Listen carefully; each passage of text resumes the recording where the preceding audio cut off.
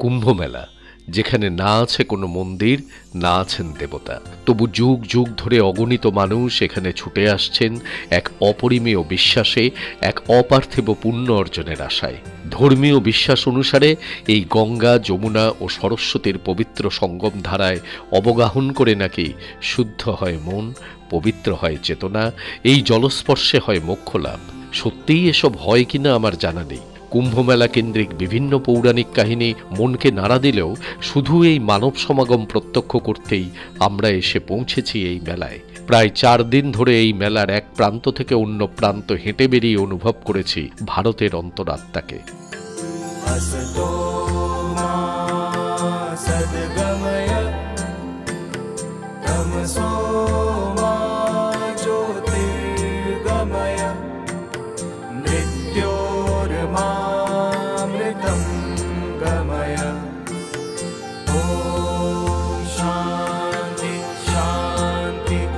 ভারতবাসীর ধর্মীয় ভাবাবেগ অনেকের কাছে অতিরঞ্জিত মনে হলেও এখানে এসে মনে হয় শুধু এই ধর্মীয় বিশ্বাসেই তো এত মানুষ নিজেদের মধ্যে ভেদাভেদ ভুলে, রাজনৈতিক দ্বন্দ্বকে দূরে সরিয়ে রেখে, জীবনের শত জটিলতা, শত সমস্যাকে তুচ্ছ করে হেঁটে চলেছে একই পথে, একই লক্ষ্যে।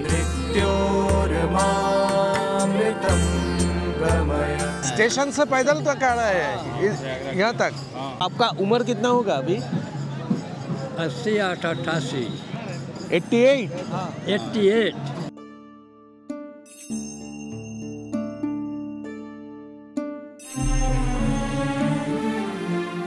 ভারতীয় দর্শনে চিরকালই লক্ষ্য বড় নয়, পথ বড়। তাই আমি কোথায় যাচ্ছি সেটা বড় কথা নয়, যাওয়াটাই বড় কথা। সেই লক্ষ্যে পৌঁছানোর জন্য কেউ বেছে নিয়েছেন সন্ন্যাসীর জীবন, কেউ শরীর মন সবকিছু পরমাত্মাকে দান করে বেছে নিয়েছেন কৃচ্ছ সাধনের পথ, কেউ আবার আবদ্ধ রয়েছেন সাংসারিক গৃহী জীবনের পথে। কিন্তু এখানে এই ভিন্ন পথের সকল মানুষ এগিয়ে চলেছেন সেই একই লক্ষ্যে, পুণ্যতিথিতে, পবিত্র সঙ্গমে, পুণ্য স্নানের লক্ষ্যে। এই আমাদের দেশ, আমার ভারতবর্ষ। কুম্ভমেলায় এসে প্রত্যক্ষ করেছি সেই অভিন্ন ভারতের একতার শক্তিকে। অর্থ, জাতি, বর্ণ, ধর্ম সব কিছু নিয়ে মানুষের মধ্যে কত ভেদাভেদ, কিন্তু এই ত্রিধারায় একসাথে সকল মানুষকে ডুব দিতে দেখে মনে হয় সত্যিই এইখানেই কুম্ভমেলার মাহাত্ম্য, এই মেলার সার্থকতা। এই হলো প্রকৃত সঙ্গম, মহাভারতের মহামিলন ক্ষেত্র, এই মহাকুম্ভ।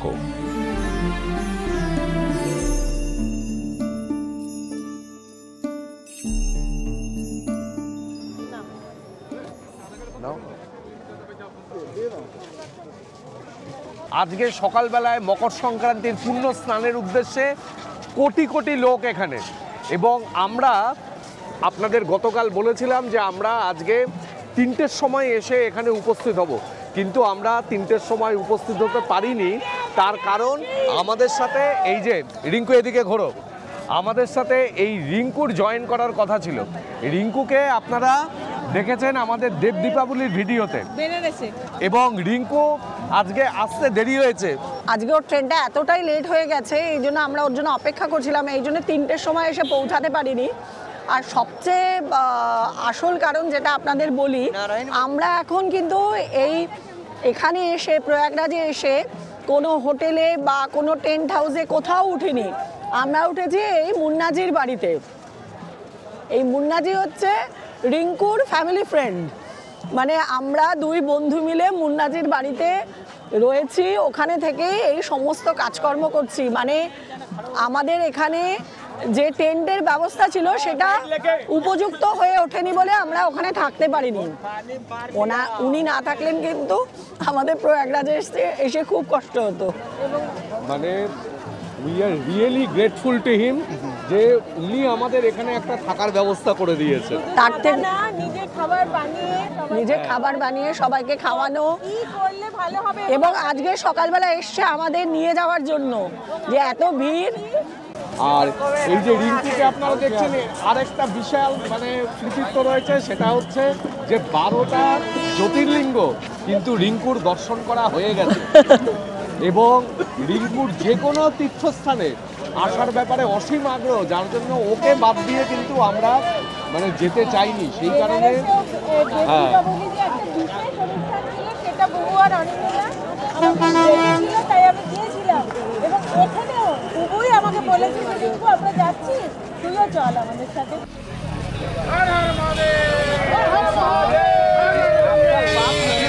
आप लोग कहाँ से आए हैं? हम तो अलीगढ़ से आए हैं। अलीगढ़ से। हाँ जी।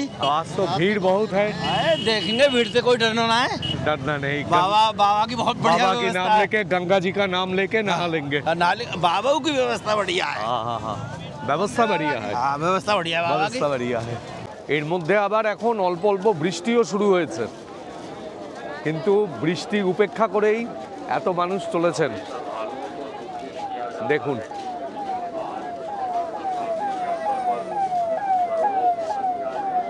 हम दिल्ली से आए हैं जी। ये इतना दूर पैदल चल सकेंगे आप? बस महारानी की कृपा है। पहली बार आए हैं आप यहाँ पर संगम पर? नहीं, संगम पे एक बार और जो 12 साल का कुंभ लगा था अच्छा अच्छा, तभी आए थे हम। ओ ये दूसरी बार है? हाँ ये दूसरी आपका? बार। अच्छा, इस रास्ते से ही पूरा सीधा जाके संगम मिलेगा। हाँ सीधा जाने से ही मिल जाएगा। तो चलिए। हाँ, আপনি বাংলা বোঝেন? আমার মামার বাড়ি আছে মিদনাপুর ডিস্ট্রিক্ট। মেদিনীপুর ডিস্ট্রিক্টে মামার বাড়ি? हाँ দাদা हाँ हम আপনার तो বাড়ি কলকাতা কোথায় से, আছে? আমি ইছাপুরে থাকি, নর্থ 24 পরগনা। ও ভগবান। আজকে ভিড়ের পরিমাণ অনেক অনেক বেশি। হ্যাঁ সে তো হবেই, আজকে প্রথম শাহী স্নান, ভিড় তো অনেক বেশি হবে, কিন্তু ভালো লাগছে এই ভিড়ে সামিল হতে পেরে, কারণ এখানে তো সবার লক্ষ্যটা এক, এখানে তো সবাই এক উদ্দেশ্যে যাচ্ছে। আর তারপরে বন্ধুকে পেয়েছে, সেটাও একটা বড় না, ব্যাপার। সেটা তো বটেই, অনেক দিন পর পর দেখা হলে সেই আনন্দটা তো অনেকটাই ভালো লাগে। কিন্তু এই মানে আমার কিন্তু অনেক বন্ধু এসছে এইবার কুম্ভ মেলায়, যদি দেখা হয়ে যায় কারোর সঙ্গে এটাও হতে পারে। যাই হোক, কিন্তু ভালো লাগছে, এই মূল স্রোতে মিশে যাচ্ছি পুরো, একেবারে কোনো বাধা বন্ধহীন আর কি আমরা সবাই আজকে। এই রাস্তা দিয়ে সঙ্গমের দিকে হেঁটে যাচ্ছি, এই দেখুন ওই যে দেখছেন পতাকা নিয়ে রয়েছে, ওই দিক দিয়ে এই নাগা সন্ন্যাসীদের মিছিল যাচ্ছে, আর এই দিকে সাধারণ পথ, এই পথ দিয়ে সমস্ত লোক সঙ্গমে যাচ্ছেন।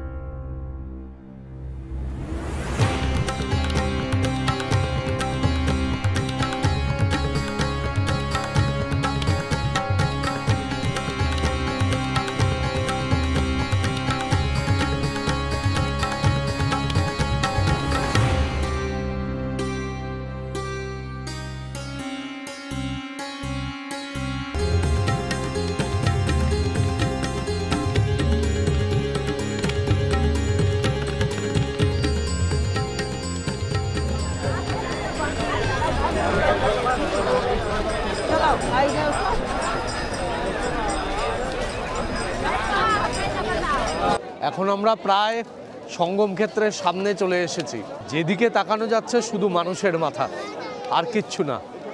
আর সাফাই কর্মীরা ওনারা নিরলসভাবে পরিশ্রম করে যাচ্ছেন, ঝাড় দিয়ে পরিষ্কার করে যাচ্ছেন।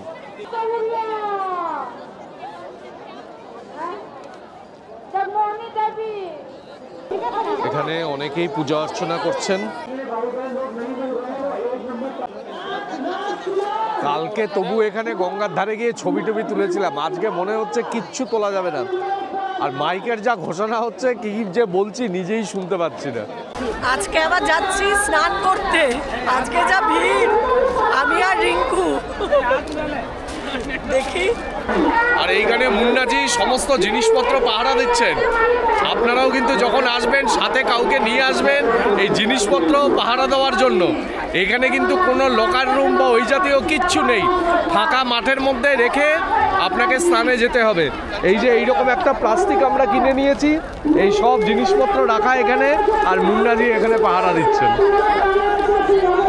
কালকে কিন্তু আমি যখন স্নান করতে এসেছি তখনই আমার পার্স ব্যাগের থেকে তুলে নিয়েছে, মানে স্নান করে ব্যাগটা রেখে জামা কাপড় পরছিলাম তখনই আমার পার্স তুলে নিয়েছে। সুতরাং আপনাদের কাছে সতর্ক বার্তা দিচ্ছি, আমার তো চুরি হয়েছে, আপনারা যারা স্নান করতে আসবেন তাদের যেন এরকম না হয় সেই জন্যই বলছি, যা পয়সা করি বাড়িতে রেখে আসেন, খুব যৎ সামান্য টাকা পয়সা সঙ্গে করে আনবেন, সেটাই সবচেয়ে ভালো।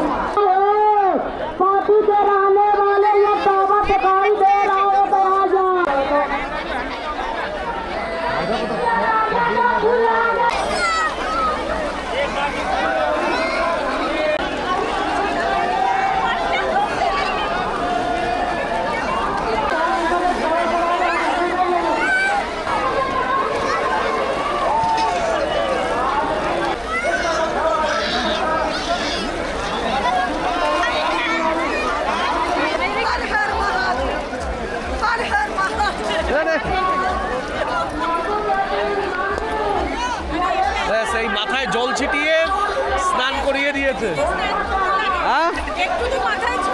এই তো স্নান করলাম, এই যে মাথায় জল ছেটালাম, এতেই তো স্নান হয়ে গেল।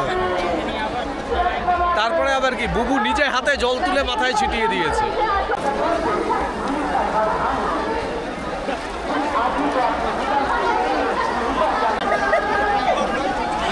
যাই হোক, যা করলাম অনেক জানে এসেছিলাম, সেই ঝড়গমে যে স্নান করা আজকে মকর সংক্রান্তি করেছি, সেটা হলো ওই আর কি একই কথা। পুণ্য লাভের আশায় আসেনি, সবাই যে পথে যাচ্ছে আমরাও সেই পথে আসলাম শুধু অনুভব করবার জন্য। এই মেলায় মানুষ কিসের খোঁজে আসে সেই জিনিসটাই খুঁজতে আমরা এসেছি। আমরা এই মেলার সাক্ষী হতে পেরে নিজেদের ধন্য মনে করি। এই জনস্রোত যত মানে বেলা বাড়বে তত বাড়তে থাকবে, বিভিন্ন জায়গা থেকে মানুষ আসছেন। তো যাই হোক, তার মধ্যেও যে এরা আজকে মকর সংক্রান্তির দিন কুম্ভ মেলাতে ভালোভাবে নিরাপদে স্নান করতে পেরেছে, সত্যিই সেটা বেশ ভালো একটা ভালো ব্যাপার সেটা। অবশ্যই, কারণ এখানে কিন্তু নিরাপত্তাটা সত্যি, আমি কালকেও বলেছি, মানে ওটা চোখে পড়ার মতো নিরাপত্তা, অসম্ভব। মানে আপনারা প্রতি এক পা অন্তর দেখতে পারবেন পুলিশ দাঁড়িয়ে রয়েছে এবং তাদের যা জিজ্ঞাসা করবেন সব কিছুই ওনারা সঠিক সঠিক উত্তর দেবেন। তবে হ্যাঁ, এত ভিড়ের মধ্যে কিছু তো সমস্যা থাকবেই, যেমন বললাম নিজের জিনিস ভীষণভাবে যত্নে রাখতে হবে, যতটা পারবেন টাকা পয়সা ঘরে রেখে আসার চেষ্টা করবেন, মানে যেখানে হোটেলে থাকেন বা কোনো টেন্টে থাকবেন সেখানেই রেখে আসবার চেষ্টা করবেন। এখানে কোনো লকার নেই যে আপনার জামা কাপড় বা কোনো দামি জিনিসপত্র রাখা যাবে। তারপরে এখানে সেই রকম বড় খাবারের কোনো দোকান নেই, যেই ভান্ডারাগুলো আছে সেখান থেকেই খেতে হবে। আর পাশে যে স্টলগুলো আছে সেখানে ম্যাগি পাওয়া যেতে পারে, ফুচকা, ভেলপুরি, এইসব অনেক কিছু ছোটোখাটো দোকান আছে। বলা হচ্ছে যে 27, 28, 29 এই 3 দিন নাকি এই প্রয়াগরাজে 6 থেকে 7 কোটি মানুষের সমাগম হবে, যেটা আর কি ভারতবর্ষ তথা পৃথিবীর অনেক ছোট ছোট রাজ্য বা দেশের থেকেও বেশি। মানে এলাহাবাদের জনসংখ্যা অনেক বেড়ে যাবে, মানে প্রয়াগরাজের জনসংখ্যা। এটা কিন্তু একটা কথা, কিন্তু তার মধ্যেও ভালো লাগবে।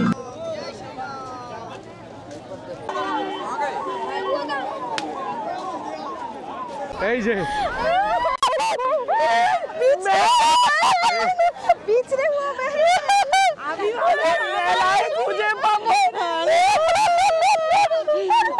এই যে একে চিনতে পারছেন? ভীষণ আনন্দ, ভীষণ আনন্দ, ভীষণ মেলায় এসে খুঁজে পাওয়া, আমি ভাবতে পারছি না যে এত, মানে কি বলবো, ভাষা হারিয়ে ফেলেছি। জাস্ট আমি বললাম না আপনাদের যে আমার অনেক বন্ধুরা এসছে, সোমাও এসছে, আপনাদের বলিনি, যদি না পাই খুঁজে পেয়েছি, এটাই হচ্ছে সবচেয়ে পাওয়া। আর এই আমার আরেক বন্ধু ছোটবেলাকার অনুসুয়া, মানে আমরা সব ছোটবেলাকার বন্ধু। দারুণ ব্যাপার, ভাবতে পারিনি খুঁজে পাবো, একদম বিশাল ভাগ্য। এই সময় মানে বলছিস তুই দোয়ার, আর আমরা ওইটা দিয়ে বেরোচ্ছি। তোরা কি যাচ্ছিস এখন? এই জন্য মেলায় হারানো মানুষকে খুঁজে পাওয়া যায়, আমি ভাবতে পারছি সেই প্রবাদ সত্য হলো। একদম একদম একদম।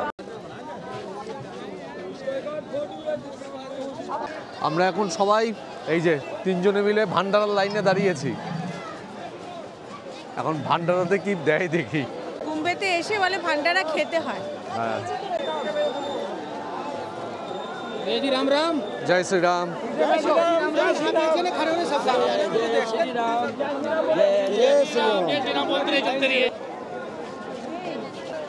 এই যে এখানে পুরি আর তার সাথে আলুর তরকারি, এইটা দিয়ে কিন্তু আমাদের দারুণ ব্রেকফাস্ট হয়ে যাচ্ছে। অনিন্দর মনের কথাটা বুঝে ফেলেছে। আমি কালকে বললাম না, অনিন্দ ম্যাগি ট্যাগি এসব পছন্দ করে না, পুরি লুচি এসব হলে ভীষণ আনন্দ। আজকে যেই দেখেছে এখানে দিচ্ছে সোজা লাইনে দাঁড়িয়ে পড়েছে, আমরাও দাঁড়িয়ে পড়লাম। এটা তো সবাই জানেন যে দেবতা এবং অসুরের যুদ্ধে যে অমৃতের কুম্ভ, সেই অমৃতের কুম্ভের থেকে বেশ কয়েক ফোঁটা অমৃত ভারতবর্ষের বিভিন্ন জায়গায় পড়েছিল এবং তার ফলে সেই সকল জায়গাগুলিতে কুম্ভ মেলা অনুষ্ঠিত হয়। কিন্তু কথা হলো যে এই অমৃতের কলস সেটি সমুদ্রের নিচে গেল কিভাবে। এইখানে একটা মজার গল্প আছে।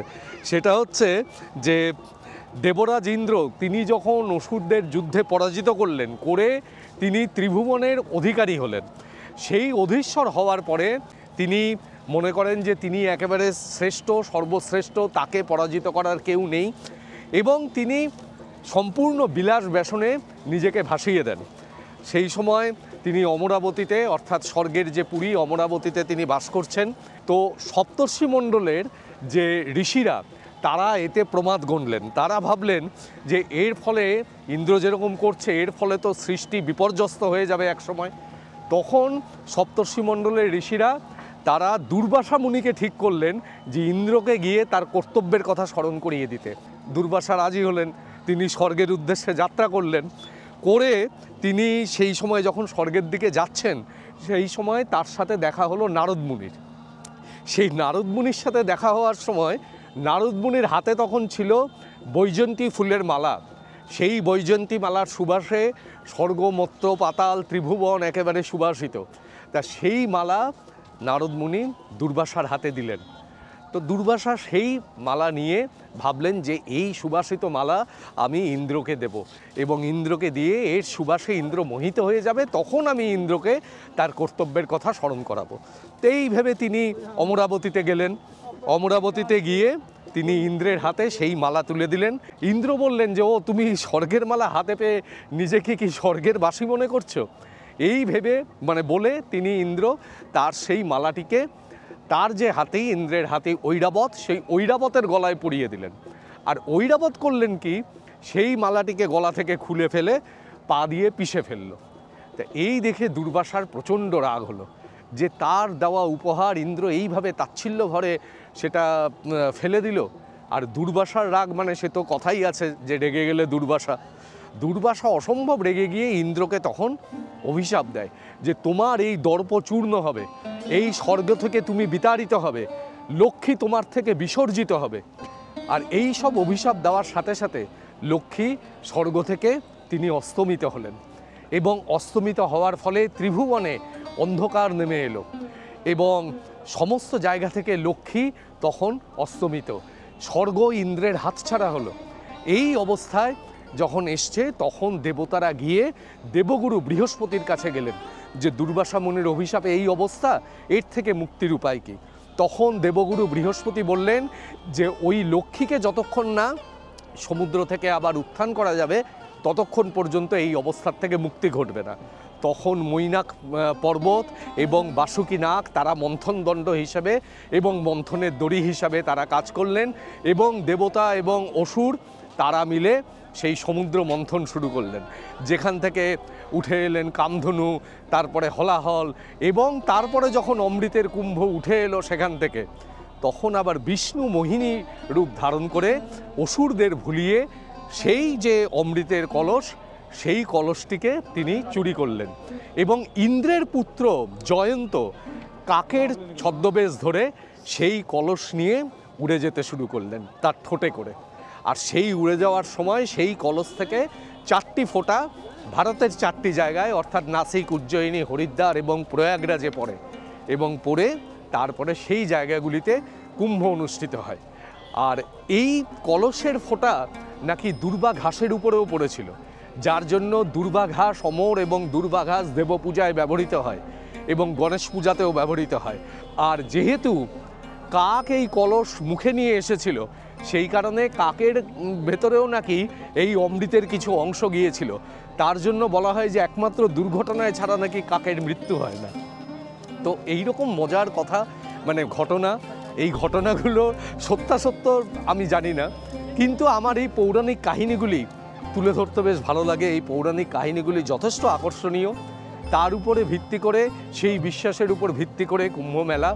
এবং এই মেলা সম্পর্কে আরও গুরুত্বপূর্ণ তথ্য হলো, হিউয়েন সাং তার বর্ণনায় লিখেছেন যে হর্ষবর্ধন প্রয়াগের মেলায়, তিনি কিন্তু কুম্ভ মেলা বলেননি, তিনি লিখেছেন হর্ষবর্ধন প্রয়াগের মেলায় তার সর্বস্ব, তার বিগত 5 বছরের যে রাজস্ব, রাজার সম্পত্তি সমস্ত কিছু তিনি বিলিয়ে দিতেন এবং সব শেষে তিনি তার পরিধেয় উত্তরীয়টুকু বিলিয়ে দিয়ে সম্পূর্ণ নিঃস্ব হয়ে আবার নতুন করে রাজ্য শাসন শুরু করতেন।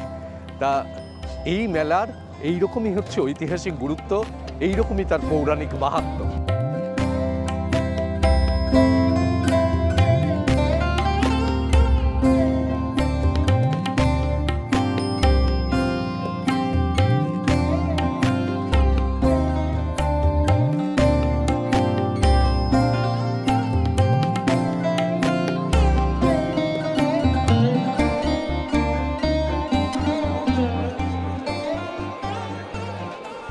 এই যে আখাড়াটা এসছি আমরা, এটা হচ্ছে জুনা আখাড়া। এই আখাড়াটা নাকি সবচেয়ে বড় আখাড়া, এখানে সবচেয়ে বেশি সন্ন্যাসীরা থাকেন। এইখানে বিভিন্ন আখাড়াগুলিতে আজকে প্রচণ্ড ভিড় এবং আখাড়াতে সমস্ত ভক্তরা এখানে উপস্থিত হয়েছেন। সারা ভারতবর্ষ থেকে সাধু সন্তরা তারা এসছেন।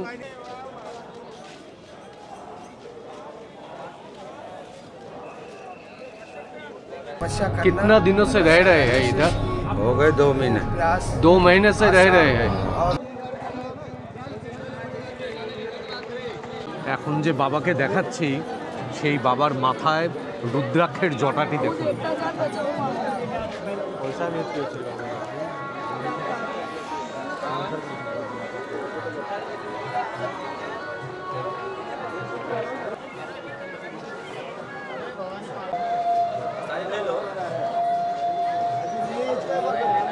দিয়ে দো।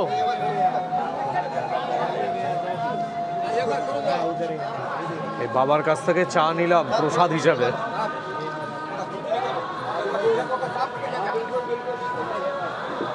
चीनी कम खान बाबा। बाबा चीनी कम लेते हैं चाय पे? कम है।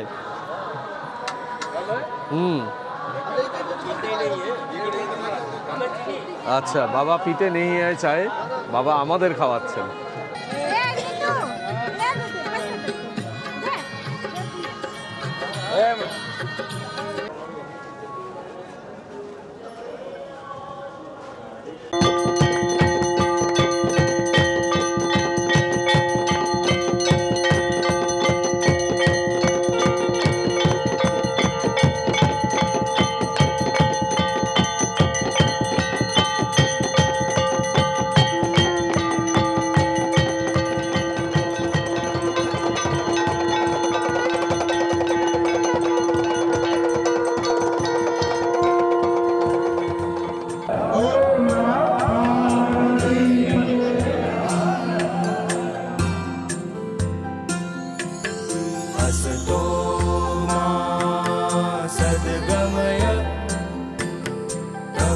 আজকের এই পর্বটি আপনাদের কাছে কেমন লাগলো সেটা কিন্তু অবশ্যই কমেন্ট বক্সে কমেন্ট করে জানাবেন।